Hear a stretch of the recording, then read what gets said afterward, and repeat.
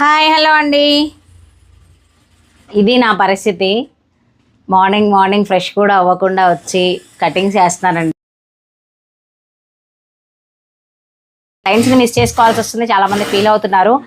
But నేనే cuttings చేస్తున్నాను, నేనే వీడియోస్, నేనే ఎడిటింగ్, నేనే షాపింగ్ అన్నీ చేయడం వల్ల చాలా కష్టంగా ఉందండి. ఇది సిచ్యువేషన్. చేస్తున్నాం, మా మాస్టర్ ఊరు వెళ్ళారు. వీడియోస్ అనేవి ఎక్కువగా పెట్టకపోవడానికి కారణం ఏంటి అంటే కటింగ్స్, స్టిచ్చింగ్కి వర్కర్స్కి ఏం డౌట్స్ ఉన్నాయా, లేదా క్లాత్స్ ఏం కావాలా, అది అన్నీ ఉన్నాయన్నమాట.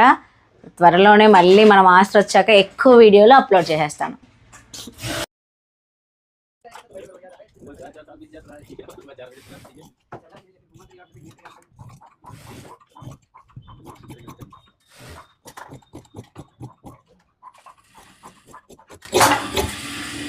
హల్దీ డ్రెస్ చిన్న పాప మీన్స్ 10 years పాపది.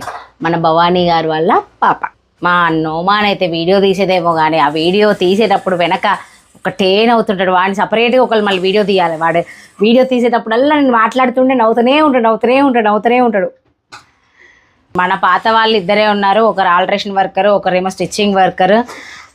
సో వర్క్ అనేది చాలా స్లోగా అవుతుంది. కొత్త వాళ్ళు వచ్చారు కానీ ట్రయల్స్ మన క్లయింట్స్ మీద వేయలేను కాబట్టి నార్మల్వి అండ్ నావి ఉంటేనే నేను ట్రయల్స్ వేపిస్తాను. సో ఆ ట్రయల్స్ అనేవి నడుస్తున్నాయి. పర్ఫెక్ట్గా సెట్ అయ్యారు అంటే కనుక మనకి ధనాధన్ వెళ్ళిపోతుంది. స్టిచ్చింగ్స్, ఆర్డర్స్ అన్నీ కూడా టక డెలివరీస్ ఇవ్వడానికి బాగుంటుంది. మాకు కూడా కాస్త రిలాక్స్డ్గా ఉంటుంది. సో ఇదండి పరిస్థితి. మీరు కూడా నా కోసం ప్రే చేయండి. ప్రసన్నకి వర్కర్స్ చక్కగా సెట్ అయిపోవాలి, చెప్పిన మాట వినాలి, ఎదురు చెప్పకూడదు.